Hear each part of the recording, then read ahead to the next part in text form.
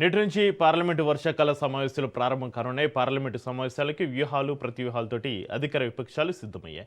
2029 ఎన్నికలే లక్ష్యంగా కొత్త వ్యూహాలతోటి మోడీ సర్కార్ అడుగులు వేస్తుంది. జమిలీ ఎన్నికలు, మహిళా రిజర్వేషన్లు, డీలిమిటేషన్తో పాటుగా 5 కీలక బిల్లులను ప్రవేశపెట్టేందుకు సిద్ధమవుతుంది.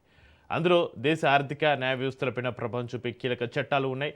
మొదటిది ఆదాయపు పన్ను సవరణ బిల్లు కాగా, రెండోది సుప్రీంకోర్టులో జడ్జీల సంఖ్యను పెంచే బిల్లు. వీటితో పాటుగా బర్త్ డెత్ సర్టిఫికేట్ల రిజిస్ట్రేషన్ ప్రక్రియను సరళతరం చేసేందుకు మరో బిల్లును ప్రవేశపెట్టనుంది.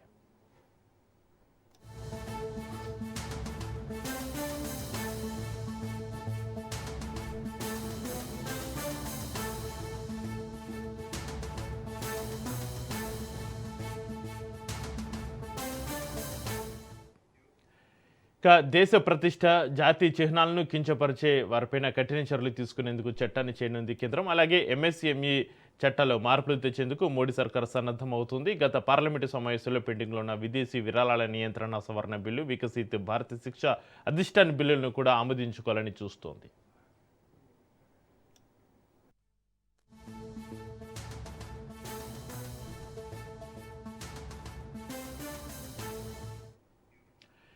ఈ సమావేశాల్లో ప్రజా సమస్యలను ప్రధాన ఎజెండాగా తీసుకుని కేంద్రంపైన ఒత్తిడి తీసుకురావాలని కాంగ్రెస్ భావిస్తుంది. ముఖ్యంగా ద్రవ్యోల్బణం, నిరుద్యోగం, కేంద్ర దర్యాప్తు సంస్థల వినియోగం, ప్రతిపక్ష నేతలపైన చర్యల అంశాలను సభలో ప్రస్తావించే అవకాశం ఉంది. ఇక ఆపరేషన్ సింధూర్లో మన సైనికులు ఎవరూ చనిపోలేదని గతంలో పార్లమెంట్లో చెప్పి ఇటీవల మృతుల పేర్లను ప్రకటించడం సభా హక్కుల ఉల్లంఘనే అంటూ రక్షణ మంత్రి రాజ్నాథ్ సింగ్ పైన కాంగ్రెస్ ఇచ్చిన నోటీసు వంటివి దుమారం రేకెత్తిస్తున్నాయి.